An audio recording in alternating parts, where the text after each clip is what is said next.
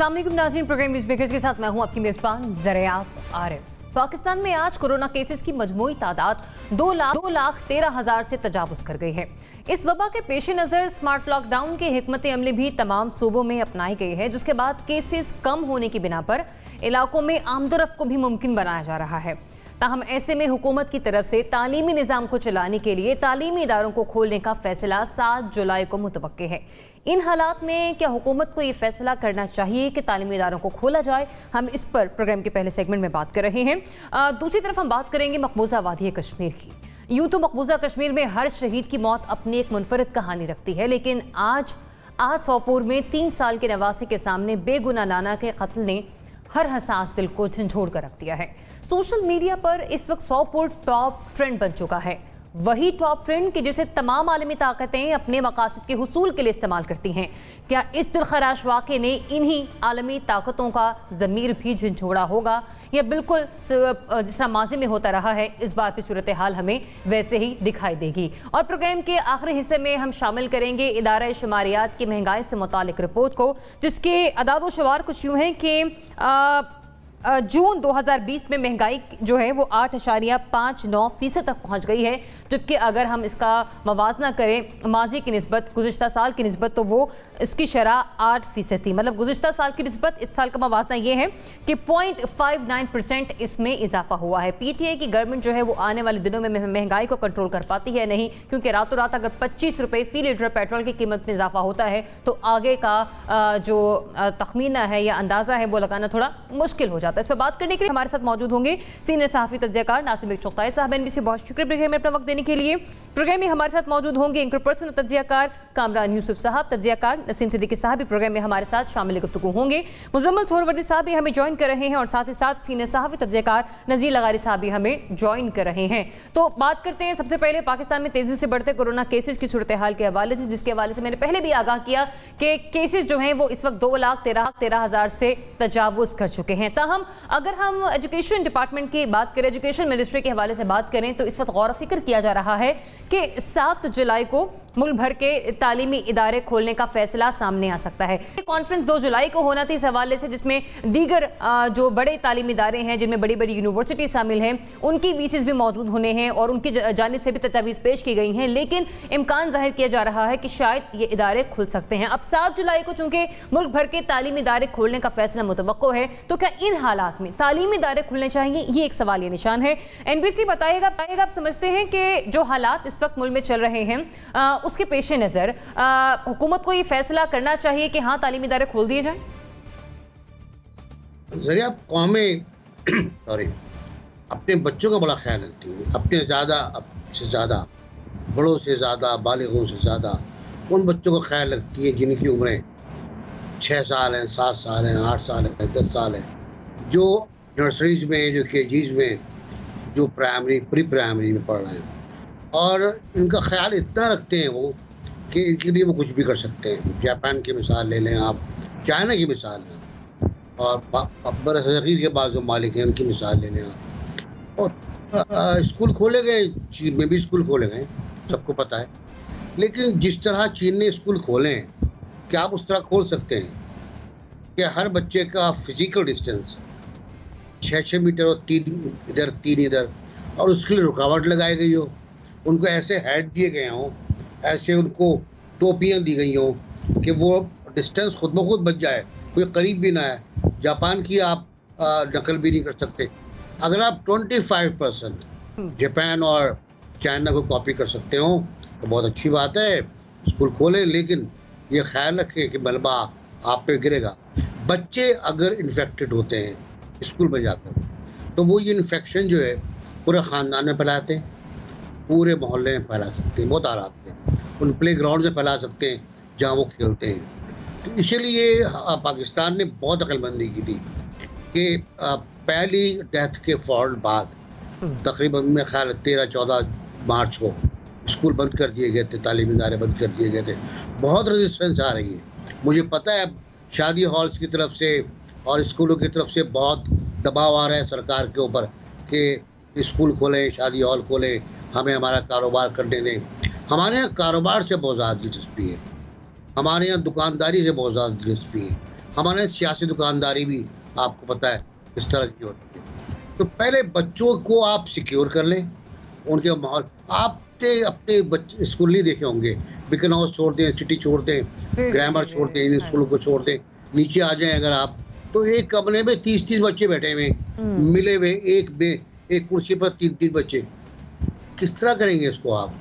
और ये मालकान जो प्राइवेट स्कूल मालकान है, ये एक कमरे में 30 बच्चे रखेंगे, जैसा भी हो, 2 शिफ्ट में चलाएं, 3 शिफ्ट में चलाएं, जिस तरह हो। पैसे की हविस है, पैसे का ललकार है, पुकार है, लालच है, वो दाखिले देते रहेंगे, रजिस्ट्रेशन फीस लेते रहेंगे, स्कूलों में वेकेशंस की फीस लेते रहेंगे, ट्रांसपोर्ट वाला वेकेशंस की फीस लेता है। अंदाज़ा लगा लेना इस मुल्क में हो क्या रहा है। शायद ये मामला भी अदालत के अंदर है, और मुझे यकीन है अदालत को ऐसा फैसला करेगी जो वालिदैन के मफाद हो।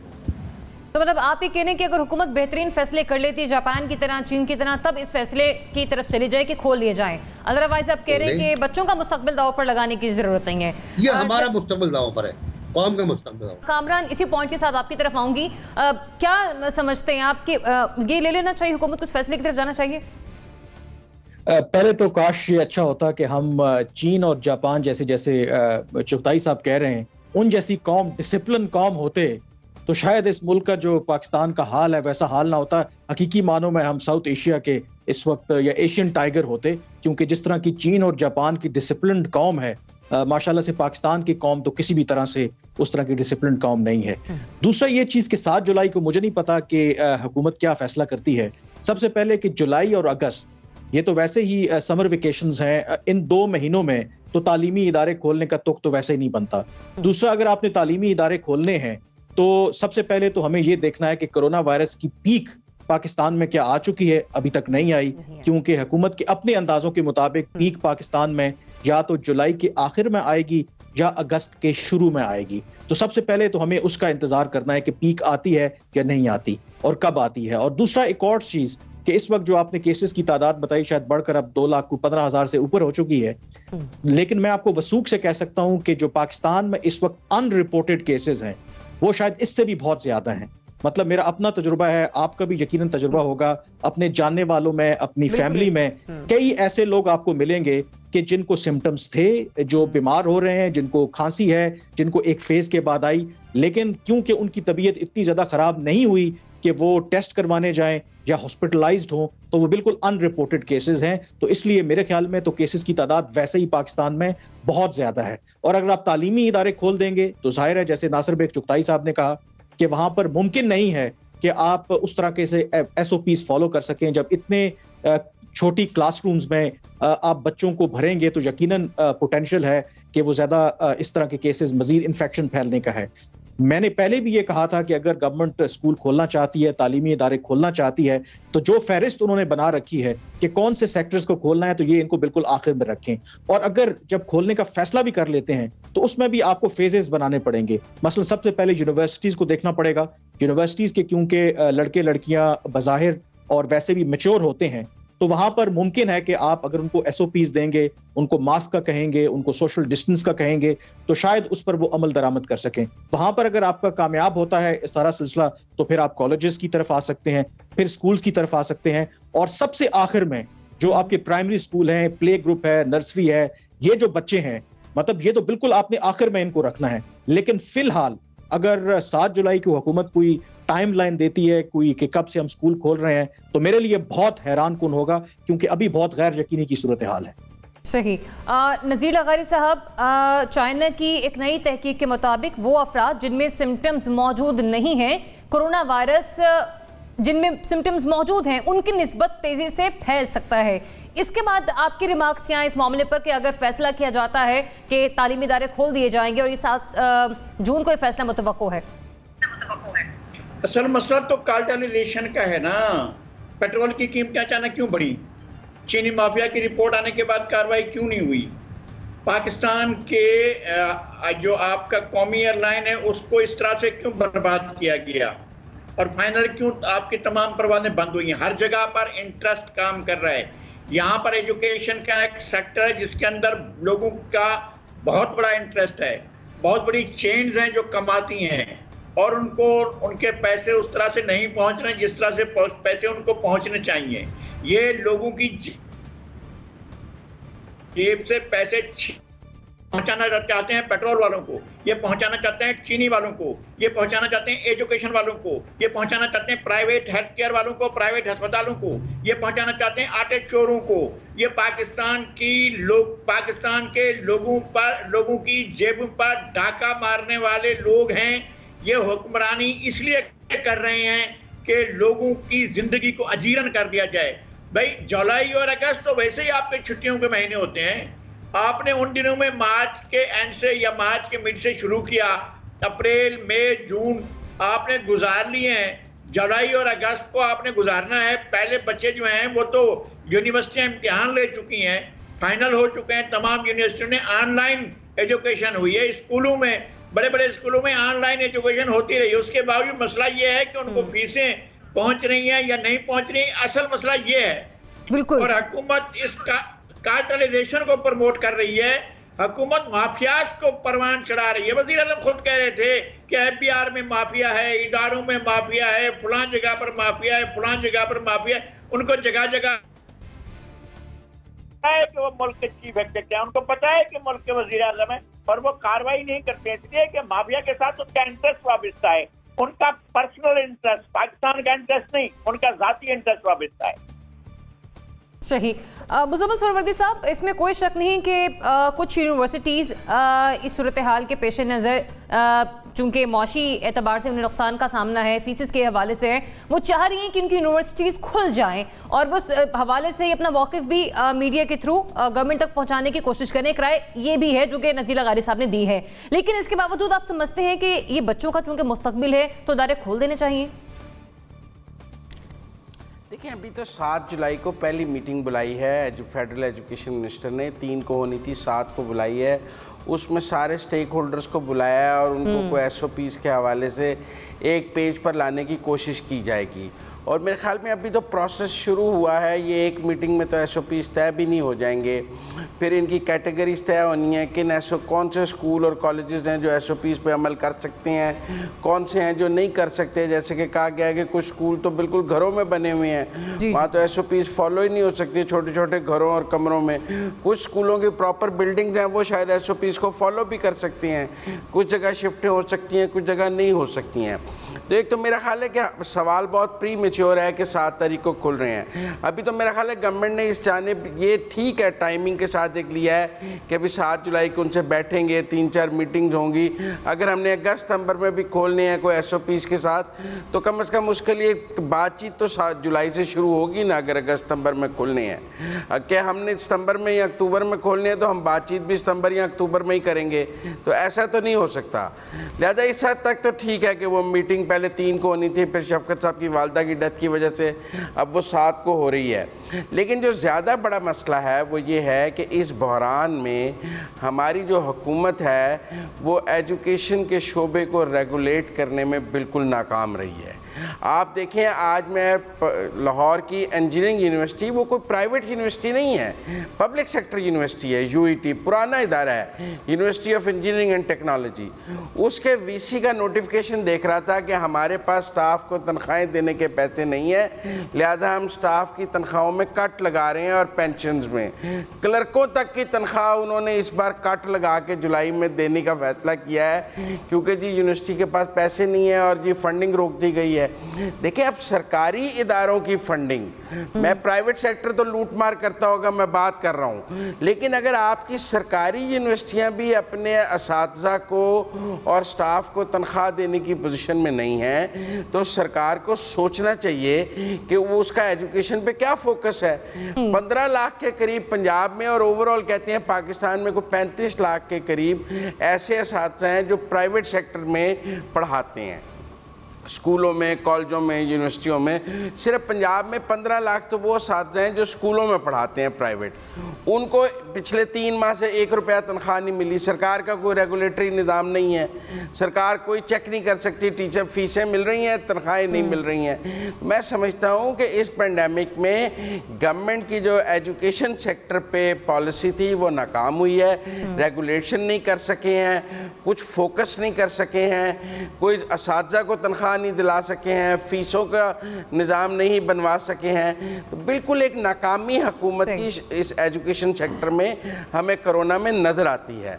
लेकिन मैं समझता हूँ इसके साथ साथ बातचीत जो शुरू की जा रही है स्टेक होल्डर्स के साथ, वो ठीक कदम है। अभी 7 जुलाई को पहली मीटिंग होगी, फिर तब बात होगी, तो वो एक दुरुस्त कदम है कि अभी से बात करेंगे तो जाके सितंबर तक कोई कंसेंसस एग्जैक्टली आपने भी अभी सवाल के प्रीमेच्योर या 7 जुलाई के हवाले से प्रीमेच्योरिटी की बात की, तो वहाँ पे मैं यही कहूँगी कि मीडिया की खिदमत कोरोना वायरस के हवाले से यकीनी तौर पर काबिल तहसीन है, जिसे आप सहाफ़ी भी मुत्तफिक होंगे। और माहिरीन की राय हुकूमत को बहुत से फैसले करने में इसने आसानी भी पैदा की है। नसीम सिद्दीकी साहब, कोरोना को जितना डिस्कस किया मीडिया ने, उसने यकीनी तौर पर हुकूमत को फैसले लेने में खासी आसानी भी फ्राहम की है। अब सवाल की तरफ अगर हम आएँ तो आप समझते हैं कि ये जिस तरह से फैसला मुतवक्को है या बातचीत शुरू की जा रही है 7 जुलाई से, अगर फैसला कर लिया जाता है इदारों को खोलने के हवाले से तो ये बेहतर होगा, ये खुल जाने चाहिए? बिस्मिल्लाहिर्रहमानिर्रहीम, शुक्रिया ज़रियाब।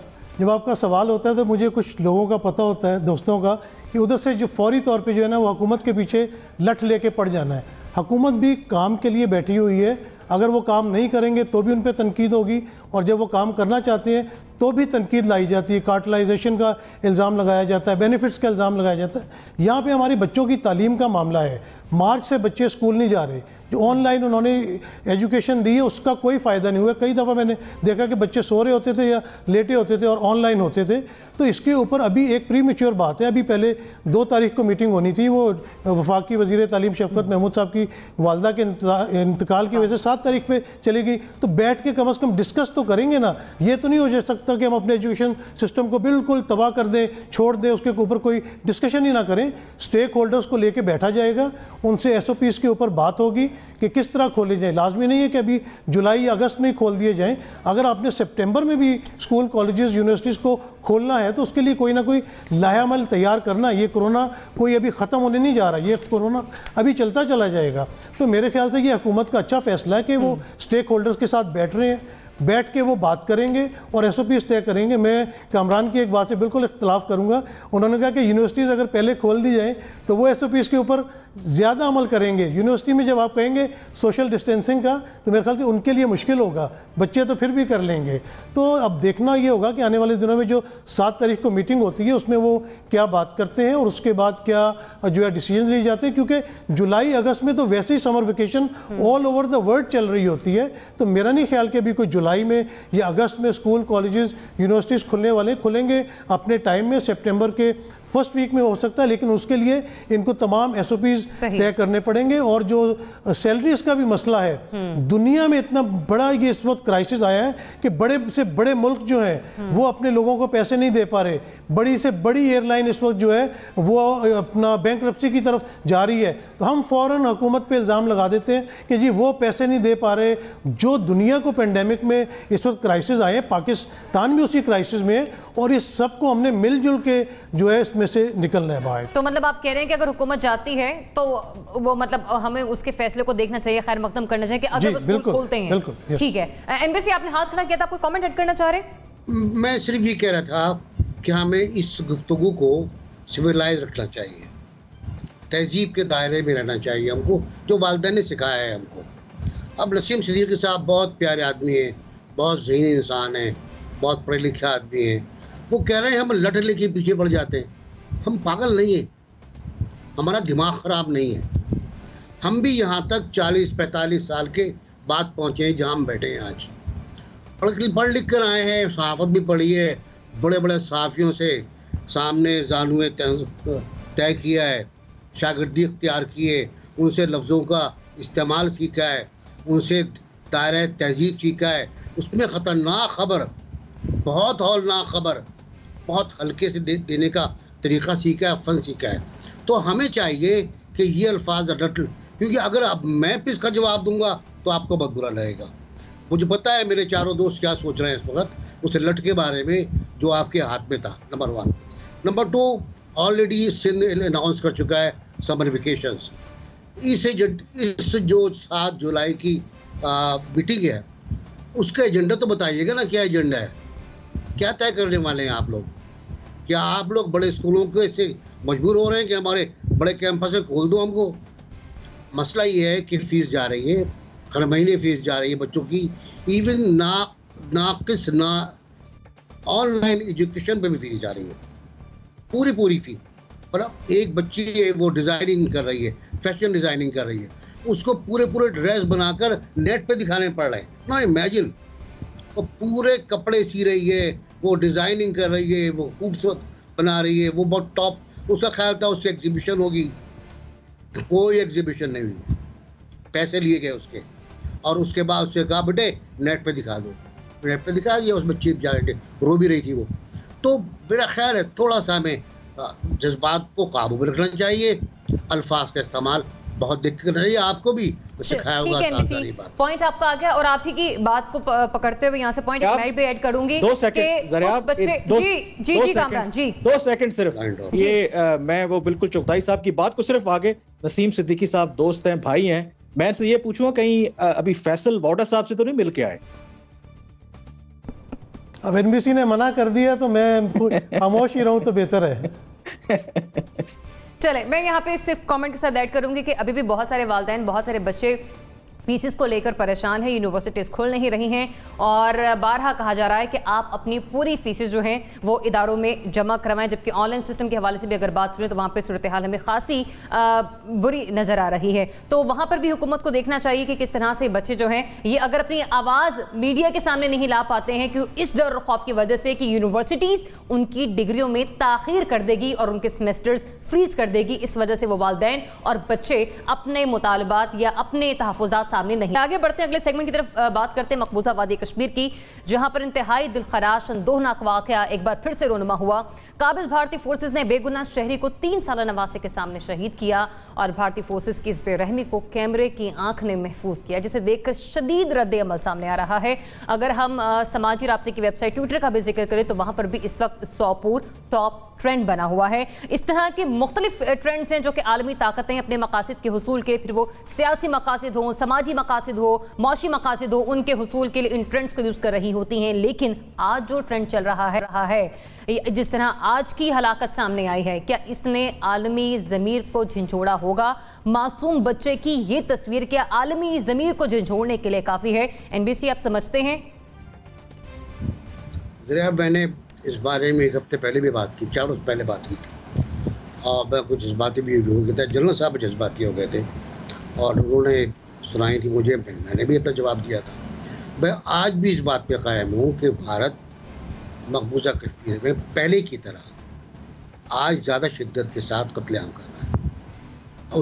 उस कत्लेआम की बुनियादी वजह यह है कि हमने फॉल ऑफ कश्मीर होने दिया, हमने फॉल ऑफ कश्मीर होने दिया। लद्दाख की सूरत हाल बिल्कुल मुख्तलिफ है, वहाँ चाइना ने 37A ख़त्म करने से इनकार कर दिया, तस्लीम करने से इनकार कर दिया उन्होंने। उनका कहना यह है कि तो हमारा इलाका है, तुम भागो यहाँ से। चुनाचे वो आगे तक एडवांस कर गए और अब भारत को बड़े मसाइल पैदा हो रहे हैं। इस बच्चे का जो वाक़या है वो बड़ा दिलखराश है।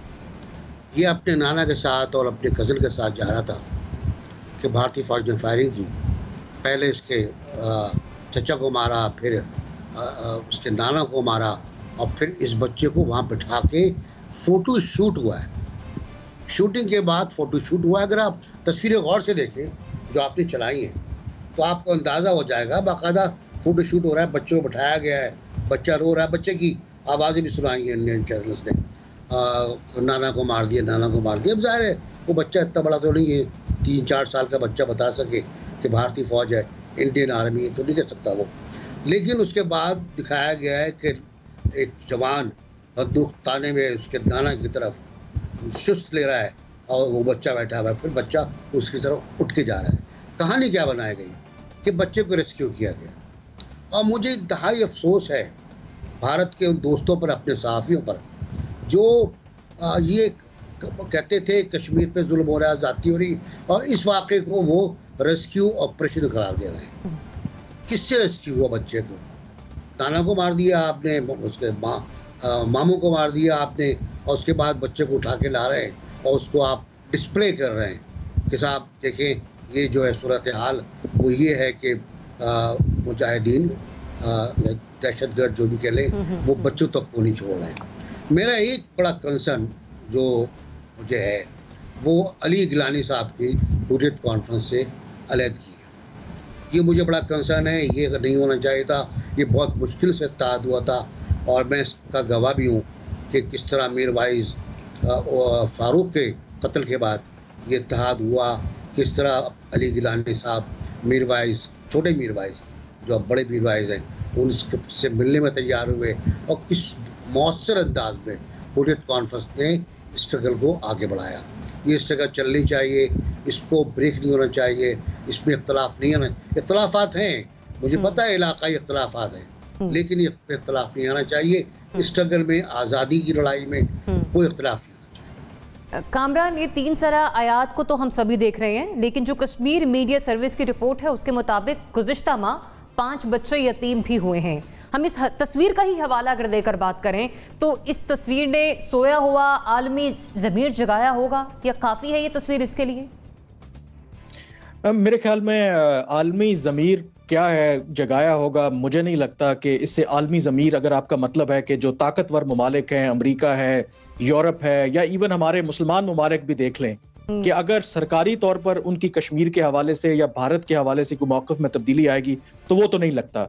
लेकिन एक फ़र्क ज़रूर है कि सोशल मीडिया के आने की वजह से कि कम अज़ कम अब जब इस तरह के वाक़यात, जिस तरह बिल्कुल आपने ठीक कहा कि कश्मीर के अंदर हर रोज़ इस तरह के वाक़यात हो रहे हैं, फ़र्क ये है कि आज उसकी तस्वीर की शक्ल में हमारे सामने चीज़ आ गई तो उसके ऊपर बहुत ज़्यादा शोर हो रहा है। बल्कि किसी ने बिल्कुल सही कहा, बल्कि किसी भारतीय ने कहा ये बात कि ये भारत के अंदर या कश्मीर के अंदर हर रोज़ एक जॉर्ज फ्लॉयड वाला मोमेंट आता है, क्योंकि एक तस्वीर के अंदर आप देखें तो भारतीय जो एहलकार है वो उस लाश के ऊपर पाँव रख के खड़ा हुआ है। अगर आप उसको गौर से देखें किस तरीके से उसकी तजलील की जा रही है। लेकिन हमने देखा कि जॉर्ज फ्लॉयड वाला वाकया अमेरिका में हुआ और उसके बाद पूरे अमेरिका में कितने अरसे तक मुजाहरे होते रहे, अभी भी वहां पर लोगों को गमो गुस्सा है उस हवाले से। लेकिन मकबूजा कश्मीर में हर रोज इस तरह के वाकयात होते हैं लेकिन कोई फर्क नहीं पड़ता, क्योंकि आलमी ज़मीर की अगर हम बात करें ना तो अभी हाल ही में स्टेट डिपार्टमेंट ने जो सालाना हर मुल्क के बारे में दहशतगर्दी की रिपोर्ट वो जारी करते हैं। पाकिस्तान के बारे में जो रिपोर्ट उन्होंने जारी की, पाकिस्तान की पहली लाइन में उन्होंने कहा जी कि हम स्टिल एक आमाजगाह है दहशतगर्द तंजीमों की। लेकिन जब भारत के बारे में उन्होंने रिपोर्ट का तस्करा किया तो बड़ी मज़ाक़ा खेज बात है, उन्होंने कहा कि भारत पिछले सालों के मुकाबले में भी 2019 में भी दहशतगर्दी का शिकार रहा, कश्मीर में भी दहशतगर्दी के वाकयात हुए, कि एक तरफ वो स्टेट स्पॉन्सर्ड टेररिज्म कर रहा है और अमेरिका जो है वो ये कह रहा है कि जी भारत जो है बुनियादी तौर पर उस पर जुल्म हो रहा है और वो विक्टिम है टेररिज्म का। तो ये तो हाल है। दूसरा जो आलमी ज़मीर की आप बात कर रही हैं, हमारे जो अपने इस्लामी ममालिक हैं, 5 अगस्त 2019 का जो वाक़या हुआ, जो स्पेशल स्टेटस रिवोक किया, बावजूद हमारी लाख कोशिश के पाकिस्तान की, हम एक OIC लेवल पे वज़राए खारजा का इस्लामाबाद में इजलास नहीं करवा सके। हमने प्रपोजल दिया जो OIC के करता धरता है कि इस्लामाबाद में खुदारा एक एक्सक्लूसिव इजलास करवाएं ताकि भारत को एक पैगाम जाए, लेकिन हमारे कुछ दोस्त इस्लामी जो ममालिक हैं वो भारत को नाराज नहीं करना चाहते थे और वो इजलास आज तक नहीं हो सका। तो अगर आप मुल्कों की पॉलिसीज की बात करें कि इस वाक़े के बाद कोई तब्दीली आएगी, बिल्कुल तब्दीली नहीं आएगी। आलमी मीडिया के अंदर जरूर इसका चर्चा रहेगा, कुछ दिन चर्चा रहेगा, उसके बाद फिर ये खबर कहीं गुम हो जाएगी। तो आई एम सॉरी टू से जो आलमी ज़मीर है वो जागने वाला नहीं है। लगारी साहब, भारत मकबूजा कश्मीर पर कब्जा करे, लद्दाख पर कब्जा कर ले, इसके बावजूद दहशतगर्दी का तमगा पाकिस्तान के सीने पर सजा दिया जाता है। आज के ये मासूम बच्चे की तस्वीर आप समझते हैं काफी है आलमी ज़मीर को झंझोड़ने के लिए? के बारे में कामरान साहब ने और नासिर बेग चुगताई साहब ने बहुत अच्छी बात की है। आलमी ज़मीर उस वक्त जागता है जब मछली किसी जगह पर फंस जाती है और तमाम दुनिया भर के कैमरे जाते हैं कि उसको रेस्क्यू किया जा रहा है। देखें यहाँ मच्छी फंस गई है, इसको हम रेस्क्यू करने जा रहे हैं। उस वक्त सारा दुनिया के कैमरे चल रहे होते हैं। देखें फलां जंगली जानवर जो है वो फंसा हुआ है, उसको निकालने के लिए आलमी सतह पर कोशिशें हो रही हैं। लेकिन आलमी ज़मीर कहाँ जागता है जब सबरा और शीतला में आपके सामने हुआ था, शायद आप तो पैदा भी नहीं हुई होंगी, लेकिन हमारे नज़रों के सामने हुआ था कि किस तरह से 2500 इंसानों को जो गिनती उस वक्त बताई गई थी, किस तरह से भून दिया गया था, किस बेदर्दी से बिल्डोज कर दिया गया था, और उस वक्त ज़मीर नहीं जागा था। उससे पहले 1970 में गालिबन 70 और 68 के दरमियान जो है वो किस तरह से ब्लैक सितंबर हुआ था, किस तरह से जो खैमा बस्तियां थी दरियाए उर्दुन के मगरबी किनारे, वहाँ पर किस तरह बेदर्दी से कत्ल किया गया था लोगों को, और इस तरह से रात को शबखून मारकर सैकड़ों नहीं हज़ारों लोगों को मार दिया गया था। और उस दिन जो बच्ची जो थी एक दफ़ा जो यरूशलेम में एक बिल्डोज़र के आगे खड़ी हुई थी कि नहीं ये आप बस्तियां ना बनाएं, यहाँ पर ये बस्तियां नहीं बनाई जा सकती, उसको बिल्डोज कर दिया गया, बच्ची को कुचल दिया गया, लाश बना दिया गया। कौन सा आलमी ज़मीर, कहाँ का आलमी ज़मीर? बहुत दुख है, हम दुखी हैं इस बच्चे को जिस तरह से खड़ा हुआ हमने देखा, और सामने जिस तरह से नासिर बेग कुतई साहब बता रहे थे, जिस तरह से फौजी बैठा हुआ है, जिस तरह घात लगाए हुए बैठा है, और वो ये क्या बताने की कोशिश कर रहा है, उसके सामने लाश पड़ी हुई है, और एक जो है वो तकरीबन 67-68 साल शख्स की लाश पड़ी हुई है, और फोन करके आप उसके घर ये बताते हैं कि एक्सीडेंट हो गया है, और वो एक्सीडेंट में बंदा फौत हो गया है। फिर उसके बाद आते हैं तो लगता है कि बाकायदा गाड़ी से उतार कर गोली मार कर कत्ल कर दिया है। ये सारी दुनिया को पता होगा, तो क्या इसका मैसेज दुनिया के पास जाएगा? अमेरिका दुनिया आपके साथ आपका ये, फिर मैं वो तनकीद की जद में आऊंगा कि जी मैं गलत बात कर रहा हूँ, आपका टोटल फेलुअर है आपकी वज़ारत खारजा का। उसने पाकिस्तान का केस अब तक सही नमूने पर पेश ही नहीं किया है, जिसकी कामयाबी की कल तकरीरें हो रही थी और जिसकी कामयाबी के गुण गाए जा रहे थे। हमारा टोटल फेलुअर हुआ है। दुनिया का कहीं भी इस तरह का हमारा तो कुछ चीज जाती नहीं है दुनिया के पास। हमारे सफारत खाने और कामों में मसरूफ हैं, बेचारों को बहुत कुछ और कमाना है, बहुत कुछ इनको कमा कर पहुंचाना है। बड़ा वहाँ जो धंधे हो रहे हैं, अगर उनके बारे में आप अलग से प्रोग्राम करें तो पता चलेगा कि वहाँ हमारे सफारत खाने क्या कर रहे हैं। और नहीं, ऐसा कुछ नहीं होगा, कोई आलमी ज़मीर नहीं जागने वाला है। कश्मीरी उठेंगे, कश्मीरी अपनी आज़ादी की जंग लड़ेंगे। कश्मीर मेरे तो बहुत दिल के करीब है। जिस तरह से नासिर बेग कुतई साहब, उन्होंने एक शानदार नावल लिखा है, एक ऐसा नावल के जो हमने पिछले 30 साल में 35 साल में जो अच्छी चीज़ें पढ़ी हैं उनमें से एक नावल ये भी है। तो ये चलता रहेगा, लोग आगे बढ़ते रहेंगे। इस तरह की कुर्बानियाँ कौमों को देनी पड़ती हैं। कौमें अपने तौर पर महफूज रखेगी। पॉइंट आपका आगे लगा रही साहब, दरंदगी पर कोई आलमी ज़मीर नहीं जागेगा। सिद्दीकी साहब, मुख्तलिफ कॉलम नवीस एक जुमला इस्तेमाल करते हैं, बच्चे गैर सियासी होते हैं। आज के ये जो 3 साल बच्चा है, इसकी जो रोती हुई रुदाद है, वो बता रही है कि वो सच बोल रहा है कि जो शहीद होने वाली शख्सियत है वो उसके नाना है। ये जब वो खुद से मुंह से बता रहा है तो फिर कहाँ की गुंजाइश बाकी रह जाती है कि बच्चे को रेस्क्यू किया गया? ज़रिए आप ये देखें कि ये एक माइंड सेट है। जैसे मेरे दोस्तों ने बताया कि आलमी जो तनाज़र में अगर इसको देखा जाए तो जैसे एक वाक़े का जिक्र होता है कि अमेरिका में एक जंगली बियर जो है वो किसी फैमिली के ऊपर हमला करता है तो एक शख्स उसको मार देता है, तो हेडलाइन चलनी शुरू हो जाती है कि a wild bear was killed while rescuing a family. और जब उस बंदे का नाम पूछा जाता है और उसका नाम मुसलमान निकलता है तो लाइन चेंज हो जाती है और आ जाता है कि a terrorist killed an innocent bear. तो यही मामला है कि जब यूरोप में कोई वाक़या होता है, अमेरिका कोई में वाक़या होता है, तो फिर ये इनका ज़मीर जो है फिलफोर जाग जाता है, मुजाहरे भी शुरू हो जाते हैं, इंसाफ भी मिलना शुरू हो जाता है। लेकिन अगर फ़लस्तीन में कोई इसराइली फ़ौजी घुटना लगा के किसी मुसलमान की गर्दन पे उसका कत्लेआम कर देता और हो रहा है, साल से ऐसे हो रहा है, तो आलमी ज़मीर बिल्कुल नहीं जागता। कश्मीर में क्या इनको नहीं नज़र आ रहा कि 200 दिन से भी ज़्यादा अरसा हो गया वहाँ पे लॉकडाउन है, वहाँ पे जो उनके साथ इस वक्त सलूक हो रहा है। और ये तस्वीर आपने देखा था कि पिछले दिनों एक सीरिया के साहिल समुंदर पे एक बच्चे की तस्वीर थी जिसका उस वक्त के डेविड कैमरॉन जो प्राइम मिनिस्टर थे उन्होंने भी एक्शन ले लिया था, पूरी दुनिया ने ले लिया था। लेकिन हुआ क्या सीरिया में अमन आ गया? क्या बाकी जो जंगें हो रही थी वो ख़त्म हो गई वहाँ पे? तो ये कभी कभार ये होता है कि सोशल मीडिया पे हाइप लेने के लिए या मीडिया हाइप लेने के लिए इस तरह की तस्वीरें जारी हो जाती हैं और वो वक्ती तौर पे बयानात आ जाते हैं, लेकिन उसका कोई एंड रिज़ल्ट नहीं आता कि उनको कोई इंसाफ मिले। और ये बहुत बड़ी ज़्यादती है, ये दुनिया को नज़र नहीं आ रही कि एक 3 साल बच्चा है, उसके नाना को आप कत्ल कर रहे हैं, जो 70 साल उसकी उम्र है। वो 70 साल लोग मतलब क्या करने वाला था आपके साथ? वो कोई दहशतगर्द था? आपने देखा बाद में उनकी फैमिली बड़ी रीज़नेबल किस्म की है, वो किसी काम से बच्चे को साथ लेके निकला है, कोई शॉपिंग करने जा रहा होगा या बच्चे को सैर कराने। और जिस तरह NBC ने बिल्कुल सही कहा कि जिस तरह ये फ़ोटो शूट हुआ है, तो बिल्कुल इससे साफ जाहिर है कि ये उनका जो फॉल्स फ्लैग ऑपरेशन, जिसके बारे में बार बार प्राइम मिनिस्टर इमरान खान ने भी जिक्र किया है, हमारी पाक फौज भी उसका जिक्र करती है, तो बिल्कुल जो है वो ये फॉल्स फ्लैग ऑपरेशन की तरह वो ये सबक सिखाना चाहते हैं, क्योंकि उन्हें पता है कि वो इस तरह की कोई भी हरकत करेंगे तो आलमी ज़मीर जो है वो इस पर सोया रहेगा और कोई भी इनकी इस तरह की कार्रवाइयों पे उनको जो है वो अपना उनकी नफ़ी नहीं करेगा या उनके खिलाफ नहीं बोलेगा। तो ये उनकी ताकत बोल रही है, ये मोदी का जो एक जुनून है वो सबके सामने नज़र आ रहा है, लेकिन आलमी ज़मीर बिल्कुल सोया हुआ है, इस तरह के किसी भी वाक़े से वो नहीं जाग रहा। सोहरावर्दी साहब, ये तस्वीर काफ़ी है आलमी ज़मीर को झंझोड़ने के लिए, आप समझते हैं? देखें, दुनिया में कमज़ोर की बात ना कोई सुनता है, ना मानता है, ना उसकी हाँ में हाँ मिलाता है। तो अगर तो हमने कश्मीर हासिल करना है, कश्मीर हमारी शहरग है, तो पाकिस्तान को मजबूत करना होगा, माशी तौर पर मजबूत करना होगा, दिफाई तौर पर मजबूत करना होगा। मैं जंग की बात नहीं कर रहा। देखें ना, चाइना ने हांगकांग लिया है बग़ैर जंग के ले लिया, अब लद्दाख लिया है बग़ैर जंग के ही ले लिया है ना। तो सवाल ये है कि जब कौमें मजबूत हो जाती हैं, मुल्क मजबूत हो जाते हैं, तो वो अपने हिस्से ले लेते हैं। लेकिन उसके साथ साथ पाकिस्तान की कश्मीर पॉलिसी इस गवर्नमेंट में एक नाकाम पॉलिसी है। देखिए, मैं प्राइम मिनिस्टर के ट्वीट्स जो हैं वो तो बहुत होंगे, वो कहेंगे मैं तो हर रोज़ कश्मीर पर ट्वीट करता हूँ, लेकिन ये काफ़ी नहीं है।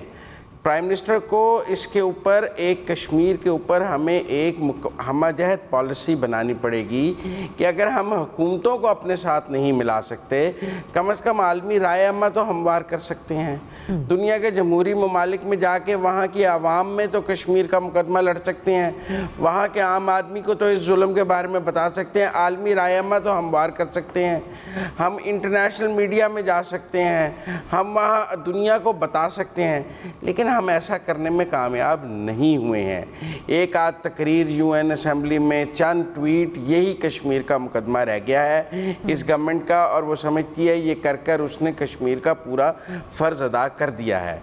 मैं समझता हूँ कि जो गवर्नमेंट को और मिनिस्ट्री ऑफ फॉरेन अफेयर्स को, शाह महमूद कुरैशी साहब को बैठना चाहिए, कश्मीरियों के साथ बैठना चाहिए। दुनिया भर में कश्मीरी तंजीमें भी मौजूद हैं और कश्मीरी भी मौजूद हैं, उनके साथ बैठें और एक नया लाहेअमल बनाएं। कश्मीर की जद्दोजहद अब एक पॉलिटिकल जद्दोजहद बन चुकी है, सियासी जद्दोजहद बन चुकी है, रायमा हमवार हो चुकी है, जुल्म की इंतहा हो चुकी है, लेकिन कोताही हमारी है इस गवर्नमेंट की। कश्मीर, पिछलों को तो हम कहते थे कि वो मोदी के यार हैं, लेकिन सवाल ये है कि हम भी कोई नया काम ये गवर्नमेंट भी नहीं कर सकी, ना कश्मीर डेस्क बन सकी, ना सफारत खाने एक्टिव हो सके, ना आलमी रायमा हमवार हो सकी, ना हम दुनिया में कोई इंटरनेशनल मीडिया कॉन्फ्रेंसेस कर सके जहां जाकर इस जुल्म को बताया जा सके। मेरा मतलब है, अगर वज़राए ख़ारजा हमारी कॉन्फ्रेंसों में नहीं आते तो हम दुनिया भर के जर्नलिस्टों को और टेक्नोक्रेट्स को, थिंक टैंक्स को तो बता सकते हैं ना कि हो क्या रहा है। ये जो तस्वीरें हम अपने टीवी पे दिखा रहे हैं, इन सब के बुरी तरह से नाकाम रही है, बुरी तरह नाकाम। सिर्फ कुछ पॉइंट्स यहाँ पर मैं ऐड करूंगी कि जिस सर्च ऑपरेशन का नाम लेके ये सर्च ऑपरेशन किया जा रहा है मुसलसल 3 रोज से, उसमें 7 अफराद शहीद हो चुके हैं। और कश्मीर मीडिया सर्विस रिपोर्ट के मुताबिक अदाद-ओ-शुमार कुछ यूं है कि गुज़श्ता माह 54 शहरियों को शहीद किया गया, 2 खवातीन बेवा हुई, 5 बच्चे यतीम हुए और 25 घरों को तबाह किया गया। लेकिन अफसोस के आलमी ज़मीर तहा है। मुझे बड़े एक ब्रेक की तरफ स्ट्रीट व्यू।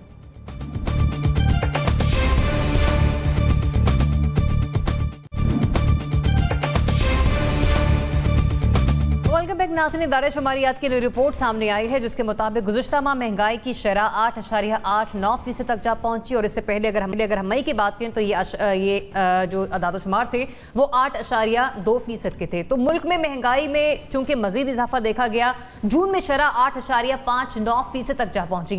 क्या PTI हुकूमत महंगाई को काबू कर सकेगी, ये एक सवाल है। सोहरावर्दी साहब, विद इन 60 सेकेंड्स बताइए, आप समझते हैं कि PTI गवर्नमेंट काबू कर लेगी इस महंगाई को? मुझे रेट ऑफ द गवर्नमेंट नज़र नहीं आती है। जो सबसे बड़ा मसला है इस गवर्नमेंट का वो ये है कि ये गवर्नमेंट की रेट नज़र नहीं आती है। बेसिक चीज़ें हैं, मतलब जो बिल्कुल पाकिस्तान के अंदर बाहर से नहीं आती हैं, दूध है, आटा है, चीनी है, दाल है, मुर्गी का गोश्त है, ये जो आम घरों में इस्तेमाल करने की बेसिक चीज़ें हैं, किचन आइटम फूड, उनकी कीमतों के बढ़ने की बिल्कुल बात इस तरह समझ नहीं आती है कि वो रोज़ाना की बुनियादों पर क्यों फ्लक्चुएट हो रही हैं। बिल्कुल रेट ऑफ द गवर्नमेंट नज़र नहीं आ रही है प्राइसेस के हवाले से इस पेंडेमिक में। अब जैसे ना बिल्कुल आप कह रहे हैं पेट्रोल की कीमतें बढ़ी लेकिन सीमेंट पे एक्साइज ड्यूटी कम हुई, लेकिन जिस तरह कम हुई उस तरह कीमतें कम नहीं हो रही। तो मैं ये समझता हूँ कि इस गवर्नमेंट को हुकूमत साजी पर तवज्जो देनी चाहिए। कुछ अरसे के लिए प्राइम मिनिस्टर को, तमाम वज़रा को प्रेस कॉन्फ्रेंसें करने पर पाबंदी लगानी चाहिए और उन्हें कहना चाहिए कि अब हम सिर्फ हुकूमत करेंगे, हुकूमत साजी पर तवज्जो करेंगे, 3-4 माह ये काम करेंगे, उसके बाद आवाम से बात करेंगे। तो मेरा ख्याल है थोड़ी खामोशी भी करनी चाहिए हुकूमत को और काम करना चाहिए। NBC बहुत मुख्तसर बात करूंगा क्योंकि टाइम नहीं है मेरे पास। यूटिलिटी स्टोर्स कॉरपोरेशन को शिकायत है कि जब उसने सस्ते दामों चीनी खरीदने की बात की तो उसको मना कर दिया गया और 13 रुपये ज़्यादा महंगी चीनी यूटिलिटी कॉरपोरेशन को लेना पड़ी, जो उनका शिकवा है, रिपोर्ट है उनकी जो रिकॉर्ड पे मौजूद है। दूसरी बात ये कि हमने जो ट्रांसपोर्ट का एक म्यार रखा हुआ है ज़रूरी अशिया का, देहात से कराची, कराची से कहीं और, कराची से लाहौर, लाहौर से पेशावर, उसमें ट्रांसपोर्ट का मसला बड़ा संगीन है। वहाँ पर कीमतें, जब ट्रांसपोर्ट की पेट्रोल प्राइस कम होती है तो उन्होंने किराया कम नहीं किया अपना सब्जी ले जाने का। अब जब बढ़ी है तो उन्होंने बढ़ा दिया उन्होंने, और उस पर झगड़ा भी शुरू हो गया उसके ऊपर। तो हमारे यहाँ रेट ऑफ द गवर्नमेंट नहीं है, बिल्कुल सही कहा सोहरावर्दी साहब ने, बिल्कुल सही कहा द टारगेट। हमारे यहाँ विल ऑफ द गवर्नमेंट नहीं है। आज शिबली फराज साहब एक प्रेस कॉन्फ्रेंस कर रहे थे और कह रहे थे कि -1 अपोजिशन की ज़हनी इख्तरा है। अब मुझे कोई बता दे कि -1 तो प्राइम मिनिस्टर ने कहा था, उनकी ज़हनी इख्तरा थी। तो ये मिला लें आप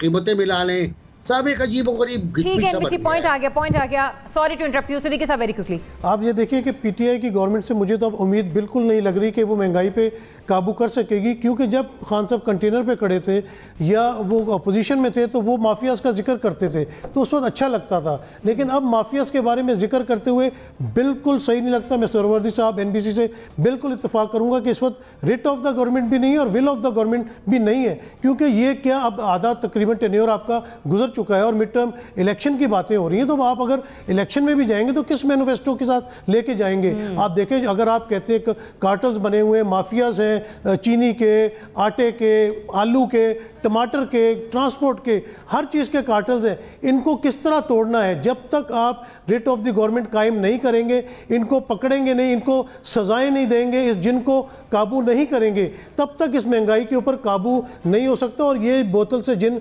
बाहर निकल आया हुआ है और ये बढ़ता ही चला जाएगा, बढ़ता चला जाएगा, और मुझे नहीं लग रहा कि महंगाई जो है वो कमी की तरफ आएगी। और ये बहुत बड़ा चैलेंज भी है PTI गवर्नमेंट के लिए। अगर तो वो इस पर कंट्रोल कर सके तो उनके लिए बहुत अच्छा ही होगी, अगर वो नहीं कर सकेंगे तो उनके लिए बहुत ये नेगेटिव नुकसानदेह होगा। लगारी साहब। हाँ, मैं समझता हूँ कि इस हुकूमत का अपने तौर पर जो सबसे बड़ा कारनामा ये हो सकता है, मेरे ख्याल में बाकी हुकूमतें भी ये नहीं कर सकी थी कि लोगों की विल को ख़त्म नहीं कर सकी थी, लोगों की उमंग को ख़त्म नहीं कर सकी थी। माजी की हुकूमतें बहुत बेरहम हुकूमतें थी माजी में, और लोगों की ख्वाहिश को ख़त्म नहीं कर सकी थी, लोगों के अंदर जीने की तड़प को ख़त्म नहीं कर सकी थी। इस हुकूमत ने कर दिया, लोगों की विल को तोड़ दिया है, लोगों की आरज़ू को ख़त्म किया है, लोगों की उमंगों को तोड़ दिया है। इस हुकूमत ने, लोगों ने ख्वाब देखे थे, वो ख्वाब टुकड़े टुकड़े कर दिया है, बखेर के रख दिया है इस हुकूमत ने लोगों के अंदर से वो तमाम चीज़ें जो इंसान को जीने के लिए एक तड़प पैदा करती हैं, उन तमाम चीज़ों को तोड़ दिया है। इस हुकूमत की ना अपनी विल है, ना अपनी नीयत है, ना अपने मफाद के अपने इर्द गिर्द बैठे लोगों को खिलाना पिलाना चाहती है और उनके तजोरियां भरना चाहती है। इसके अलावा उसका कोई इंटरेस्ट नहीं है। मास्टर्स को ना इसने डिलीवर करना था, ना इसने डिलीवर किया और ना आइंदा ऐसा डिलीवर कर सके। कामरान, देखिए, अगर नसीम सिद्दीकी साहब जैसे लोग जो अदरवाइज गवर्नमेंट को जरा थोड़े सा बेनिफिट ऑफ डाउट देते हैं वो मायूस हो गए हैं, तो हम जैसे लोग जो थोड़ा सिनिकल हैं तो आपको पता है कि फिर क्या हाल होगा। तो महंगाई की जो शरह है, इसको आप मुल्क की मजमूई जो मुआशी सूरत हाल है उससे अलग करके नहीं दे सकते। और जो मुल्क की ओवरऑल इकोनॉमिक कंडीशन है, सारों को पता है, अब तो कोरोना की वजह से मजीद हालात खराब हो गए। और मुझे यूं लगता है कि जो रस्साकशी की जो गेम होती है ना, जब एक दफा एक दूसरी टीम के पैर उखड़ जाएं, बेशक उसके सबसे पीछे वाला बंदा जितना भारी भरकम तगड़ा बंदा क्यों ना हो, लेकिन जब उसके पैर उखड़ जाते हैं तो फिर मुखालिफ टीम आपको मौका नहीं देती। तो मुझे लगता है कि ये गवर्नमेंट जिसे कहते हैं एक स्लिपरी स्लोप पे है। अगर ये यहां से रिवर्सल लगा लें, इकोनॉमी को ठीक कर लें और महंगाई पे काबू पा लें और सारी रिफॉर्म्स वापस ले आएं, तो ये मेरे ख्याल में एक मौजज़े से कम नहीं होगा। मुझे लगता है कि इस गवर्नमेंट के ऑलरेडी पैर उखड़ चुके हैं। इसके बाद जो भी होगा, अगर ये कर गए तो ये मौजज़ा होगा, लेकिन मुझे नहीं लगता कि मौजज़े जो हैं हम उसकी तवक्को कर सकते हैं। तो मुतफ़िक़ा तौर पर आप सभी की राय ये है कि will of the government, rate of the government ही इस महंगाई को ख़त्म कर सकती है। अदरवाइज कोई ऐसा ऑप्शन देखने को नहीं मिल रहा कि हम ये कह सकें कि हुकूमत महंगाई पर काबू पा सकेगी। क्योंकि अगर मौशी हवाले से बात की जाए, महंगाई के हवाले से बात की जाए, तो अगर एक ही दिन के अंदर रातों रात पेट्रोल 25 रुपये फी लीटर महंगा हो सकता है, तो आगे की एक्सपेक्टेशन अब हम क्या रखें। इसी के साथ ही लाजिम मुझे और मेहमानों को दीजिए इजाज़त। अल्लाह हाफ़िज़।